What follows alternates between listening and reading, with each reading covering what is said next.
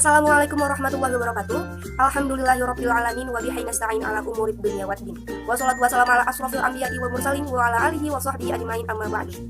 Pertama-tama, marilah kita panjatkan puji-puja syukur kita kehadirat Allah Subhanahu wa taala karena berkat rahmatnya, hidayahnya, nikmatnya serta inayahnya, kita pada detik ini masih diberikan kesehatan lahiriah dan kesehatan batiniah. Salawat serta salam kita haturkan kepada baginda Rasulullah SAW. Semoga kita termasuk ke dalam golongan orang-orang yang mendapat syafaatnya di yaumil akhir kelak. Amin amin ya rabbal alamin. Perkenalkan, nama saya Anissa Nurjana, NPM 1911040026. Saya merupakan mahasiswi Universitas Islam Negeri Lampung, Fakultas Tarbiyah dan Keguruan Jurusan Pendidikan Bahasa Inggris, semester 2 kelas F. Dalam video ini, saya akan menjelaskan tentang peradaban Daulah Abbasiyah. Tujuan dibuat video ini untuk memenuhi ujian akhir semester pada mata kuliah Sejarah Peradaban Islam yang dilaksanakan pada hari ini, tepatnya hari Jumat, tanggal 29 Mei 2020, dengan dosen pengampu Bapak Ahmad Muluk Alfian, MH. Dalam video ini, saya akan menjelaskan beberapa poin. Poin yang pertama, sejarah dan perkembangan Daulah Abbasiyah. Poin yang kedua, masa kejayaan dan khalifah terbesar Daulah Abbasiyah. Dan poin yang terakhir adalah apa yang menyebabkan Daulah Abbasiyah mengalami keruntuhan. Berikut adalah penjelasannya. Daulah Abbasiyah berasal dari nama Al-Abbas bin Abdul Muthalib, yaitu pamannya Rasulullah SAW. Pendirinya adalah Abdullah As-Safa bin Muhammad bin Ali bin Abdullah bin Abbas bin Abdul Muthalib, atau lebih dikenal dengan nama Abdul Abbas As-Safa. Daulah Abbasiyah berdiri selama 5,5 abad, yaitu pada tahun 132 Hijriah sampai 656 Hijriah, atau dari tahun 750 Masehi sampai 1258 Masehi. Pusat pemerintahan atau ibu kota Daulah Abbasiyah berada di Baghdad, atau sekarang Irak. Proses pemindahan kekuasaan dari Daulah Umayyah ke tangan Daulah Abbasiyah itu berada di 3 kota. Kota pertama adalah kota Kufah, yang kedua adalah kota Humaimah, yang ketiga adalah kota Khurasan. Awalnya, Imam Ibrahim atau kakak dari Abdul Abbas ingin mendirikan Daulah Abbasiyah yang pada saat itu Daulah Umayyah masih memerintah. Kemudian ia melakukan propaganda. Namun, ia ditangkap dan dihukum oleh Khalifah Bani Umayyah, yaitu Khalifah Marwan II bin Muhammad. Setelah itu, Abdul Abbas melanjutkan perjuangan kakaknya, Imam Ibrahim, dan ia menyuruh Abu Salaman untuk melakukan propaganda. Akhirnya, dia berhasil menaklukkan gubernur kota Kufah dan menaklukkan Khalifah Marwan II bin Muhammad. Masa Daulah Abbasiyah terbagi atas 4 periode. Periode pertama adalah masa Abbasiyah I, yaitu sejak Daulah Abbasiyah berdiri hingga wafatnya Khalifah Al-Wathik. Yang kedua adalah masa Abbasiyah II, yaitu sejak Khalifah Al-Mutawakkil sampai berdirinya Daulah Buwayyah di Baghdad. Periode ketiga bernama masa Abbasiyah III, yaitu dimulai sejak Daulah Buwayyah sampai masuknya kaum Saljuk.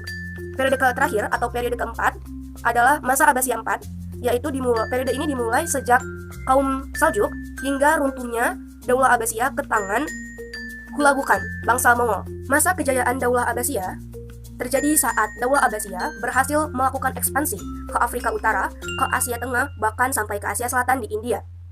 Pada bidang politik, Daulah Abbasiyah berhasil menstabilitaskan politik di negerinya. Contohnya, yang pertama, Daulah Abbasiyah berhasil meredam pemberontakan yang terjadi di Afrika Utara dan India. Yang kedua, Daulah Abbasiyah memberikan otonomi daerah agar wilayahnya dapat mengatur sendiri, tapi tetap tunduk kepada khalifah. Yang ketiga, Khalifah Harun al-Rasyid bekerja sama dengan Karel Agung di Eropa untuk menaklukkan Daulah Umayyah di Spanyol dan menaklukkan penguasa Romawi Bizantium atau Konstantinopel. Daulah Abbasiyah juga berhasil dalam bidang ekonomi dan juga bidang ilmu pengetahuan. Contoh dalam bidang ekonomi adalah Daulah Abbasiyah berhasil membangun taman-taman, gedung-gedung, juga istana-istana. Contoh yang kedua, Daulah Abbasiyah berhasil membangun perpustakaan yang bernama Baitul Hikmah. Contoh yang ketiga, Daulah Abbasiyah berhasil membangun armada perdagangan untuk menjaga partai-partai negara dari bajak laut. Di bidang ilmu pengetahuan, masa kejayaan pada bidang ilmu pengetahuan. Yang pertama, menjadikan bahasa Arab sebagai bahasa pengetahuan. Yang kedua, Daulah Abbasiyah menjadikan kota Baghdad sebagai pusat kegiatan dan pusat pengetahuan. Yang ketiga, Daulah Abbasiyah mengasimilasikan, menerjemahkan, dan mengembangkan ilmu-ilmu Yunani kuno, ilmu-ilmu keagamaan, dan juga ilmu-ilmu umum, dan juga ilmu-ilmu eksak. Ilmu pengetahuan, pada bidang ilmu pengetahuan dan kebudayaan terjadi kemajuan pesat dengan ditandai munculnya para cendekiawan ulama yang masyhur seperti Ibnu Sina, Al-Ghazali, Ibnu Farabi, Imam Syafi'i, Imam Hanafi, Imam Hambali, dan juga Imam Maliki. Khalifah terbesar pada Daulah Abbasiyah yaitu pada masa Khalifah Harun al-Rashid dan Khalifah al-Makmum. Terdapat dua faktor yang mempengaruhi kemunduran Daulah Abbasiyah, faktor internal dan faktor eksternal. Faktor internal yang pertama adalah terjadinya disintegrasi, yaitu adanya Daulah Umayyah di Spanyol yang tidak tunduk kepada Khalifah Bani Abbasiyah. Dan juga terdapat sekitar 22 dinasti Islam yang memisahkan diri dari Bani Abbasiyah. Yang faktor internal yang kedua, dibentuknya otonomi daerah malah berakibat persaingan antar bangsa dan terjadi kesenjangan atau kemerosotan ekonomi dan juga konflik keagamaan. Faktor internal yang ketiga, mayoritas Khalifah Abbasiyah pada periode terakhir itu mementingkan urusan pribadi dan melalaikan tugas serta kewajiban mereka terhadap negara. Yang keempat, merajalelanya korupsi pada kalangan pejabat kerajaan. Faktor eksternal. Faktor eksternal yang pertama adalah terjadinya perang salib selama 2 abad yang mengakibatkan banyaknya korban dan mengakibatkan kerugian yang sangat besar. Yang kedua adalah serangan bangsa Mongol di bawah pimpinan Hulagukan dan berhasil menjatuhkan kota Baghdad dan terbunuhnya Khalifah Al-Muqtasim. Faktor eksternal yang ketiga, terjadinya serangan Turki Utsmani dan penaklukan dinasti Mamluk. Kesimpulan yang dapat kita tarik dari materi yang telah dijelaskan adalah Daulah Abbasiyah didirikan oleh Abdul Abbas As-Saffah. Nama Daulah Abbasiyah diambil dari nama Al-Abbas bin Abdul Muthalib, yaitu pamannya Rasulullah SAW. Daulah Abbasiyah berdiri selama kurang lebih 5,5 abad, yaitu awal tahun 132 Hijriah sampai tahun 656 Hijriah, atau pada tahun 750 Masehi sampai tahun 1258 Masehi. Pusat pemerintahan atau ibu kota Daulah Abbasiyah berada di kota Baghdad atau sekarang Irak. Masa Daulah Abbasiyah terbagi atas 4 periode. Periode pertama, masa Abbasiyah 1, periode kedua, masa Abbasiyah 2, periode ketiga, masa Abbasiyah 3, dan periode terakhir, masa Abbasiyah 4. Khalifah terbesar Daulah Abbasiyah adalah Khalifah Harun al-Rashid dan Khalifah al-Makmum. Daulah Abbasiyah mencapai zaman keemasan pada masa Khalifah Abdul Abbas As-Saffah sampai Khalifah Al-Wafiq Billah.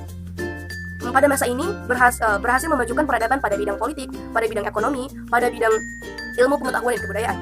Pada masa Daulah Abbasiyah, muncullah para cendekiawan ulama yang masyhur seperti Ibnu Sina, Imam Al-Ghazali, Ibnu Farabi, Imam Maliki, Imam Hambali, Imam Hanafi, dan Imam Syafi'i. Pada masa Khalifah Al-Mutawakkil sampai Khalifah Al-Makmum, terjadilah kemerosotan dan keruntuhan Daulah Abbasiyah sebagai akibat dari perang salib dan juga serangan bangsa Mongol di bawah pimpinan Hulagukan. Manfaat yang dapat kita ambil dari pembelajaran ini adalah dengan memahami materi Daulah Abbasiyah ini dapat menambah wawasan kita akan sejarah perkembangan peradaban Islam, terutama sejarah peradaban Daulah Abbasiyah. Yang kedua, dengan memahami materi Daulah Abbasiyah ini dapat membuka cakrawala kita mengenai kemajuan apa saja yang berhasil diraih oleh Daulah Abbasiyah, siapa saja khalifah terbesarnya, dan juga apa yang menyebabkan Daulah Abbasiyah runtuh. Serta manfaat yang ketiga adalah sebagai pelajaran untuk diterapkan pada masa sekarang. Demikianlah yang dapat saya sampaikan. Kurang lebihnya saya mohon maaf.